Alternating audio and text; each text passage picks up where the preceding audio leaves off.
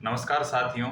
आज अपन चर्चा करेंगे राजस्थान द्वारा सरकार द्वारा जो 26 जनवरी को खाद्य सुरक्षा में नए परिवारों को सम्मिलित करने व जो पहले से सम्मिलित परिवार है उनमें नए सदस्यों का नाम जोड़ने का जो पोर्टल शुरू किया गया, उसमें कैसे अप्लाई करें, उसमें किस प्रकार की समस्याएं आ रही है और उनके क्या समाधान है।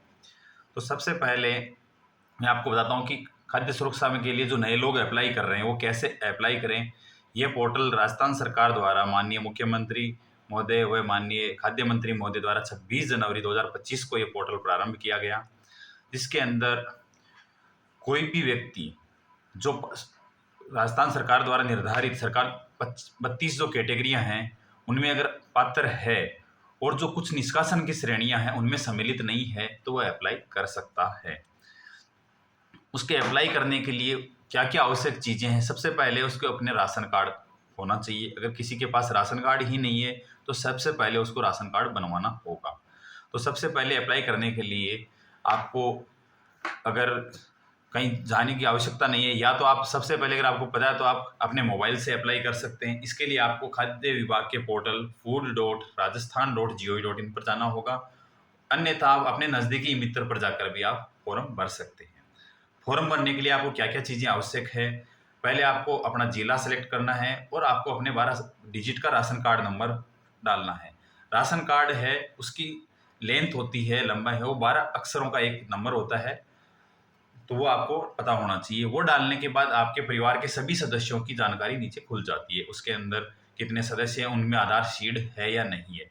अब अप्लाई करने के लिए कम से कम 1 सदस्य का आधार जुड़ा होना ज़रूरी है। अब आपको अगर मैं बताता हूँ, अगर आपका आधार नहीं जुड़ा हुआ है तो आप कहाँ से जुड़वा सकते हैं। आधार जोड़ने के लिए आप अपने जिला रसद अधिकारी से संपर्क कर सकते हैं। अपने नज़दीकी बीडीओ ग्रामीण क्षेत्र में और शहरी क्षेत्र में प्रवर्तन अधिकारी ईओ से भी संपर्क कर सकते हैं, और फूड डिपार्टमेंट के भी ईओ ईआई से भी आप अपने राशन कार्ड में आधार जुड़वा सकते हैं। अब एक सदस्य का कम से कम आधार इसलिए जुड़ा होना ज़रूरी है कि आपका फॉर्म में जो अप्लाई करोगे तो आपके आधार नंबर पर ओटीपी जाएगा। अगर आधार जुड़ा होना आवश्यक नहीं होता तो किसी दूसरे सदस्य कोई भी आपका फॉर्म भर सकता था और उसमें गलत जानकारियाँ भर सकता था। तो पहले एक सदस्य का आधार जुड़ा होना ज़रूरी है। उसके बाद राशन कार्ड में जितने भी सदस्य हैं उन सभी सदस्यों का नाम जन आधार में भी होना आवश्यक है।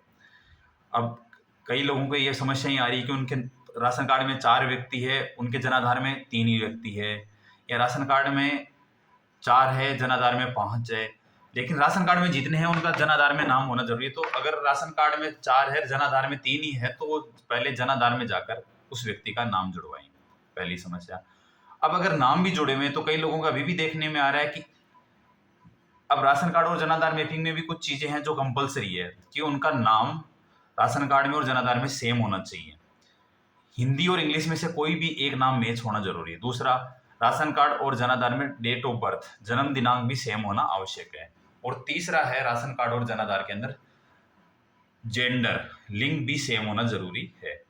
अगर ये सब चीज़ें सही नहीं है, अगर तो आप अपनी चेक करें कि आपकी डेट ऑफ बर्थ वगैरह, इस नाम या जेंडर जन आधार में गलत हो पहले जन आधार में सही करवाएँ। अगर राशन कार्ड में गलत है उसको राशन कार्ड में पहले सही करवाएँ। उसके बाद आप खुद ही मैपिंग कर पाओगे राशन कार्ड और जन आधार की और आगे फॉर्म को भर पाओगे। ये सब होने के बाद आपको फॉर्म के अंदर आपको बताना है कि आप किस कास्ट से रिलेटेड है, OBC, SC, ST, general, MBC.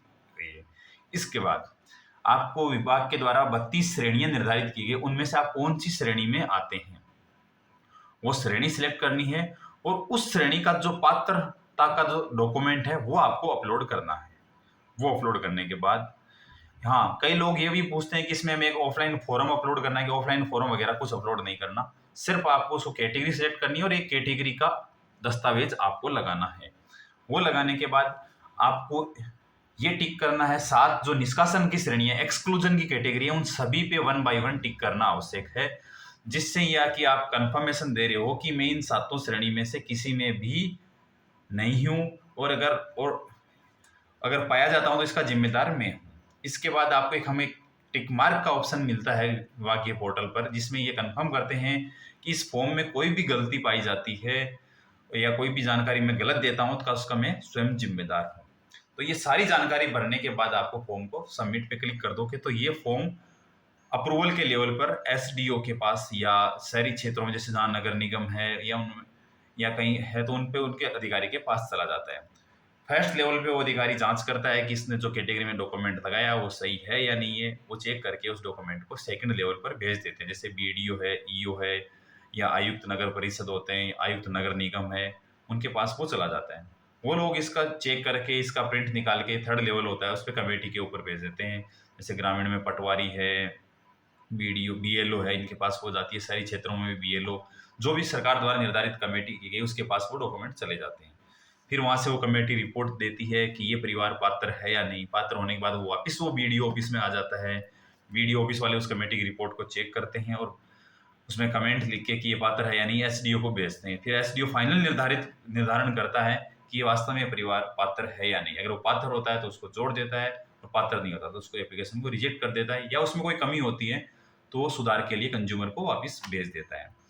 कुछ एप्लीकेशन कंज्यूमर के पास आती है या कंज्यूमर ने कि जैसे अप्लाई किया उस टाइम राशन कार्ड में 4 व्यक्ति थे, अब उसने एक बच्चे का नाम और जुड़वा लिया है, तो अगर आपके पास सेंडबैग में एप्लीकेशन आ गई है तो कंज्यूमर को भी उसका नाम की राशन कार्ड और जनाधार के साथ मैपिंग करनी आवश्यक होती है। तो इस तरीके से आप फॉर्म भर सकते हैं और फॉर्म भरने में कोई भी दिक्कत आई तो आप कमेंट करके पूछ सकते हैं। मैं आपको दोबारा बता दूं कि आप फॉर्म भरने के लिए आपको कहीं भागने की आवश्यकता नहीं है। आप खाद्य विभाग के पोर्टल पर फ्री में फॉर्म भर सकते हैं, जिसका यूआरएल है food.rajasthan.gov.in पर उपलब्ध लिंक है। खाद्य सुरक्षा में जुड़ने के लिए आवेदन करें, या आप अपने नज़दीकी मित्र पर जाकर भी इस फॉर्म को भर सकते हैं। इस आवेदन के फॉर्म की मित्रा पर फीस है सिर्फ मात्र 50 रुपये, जो सरकार द्वारा निर्धारित की गई है। धन्यवाद। जय हिंद, जय भारत।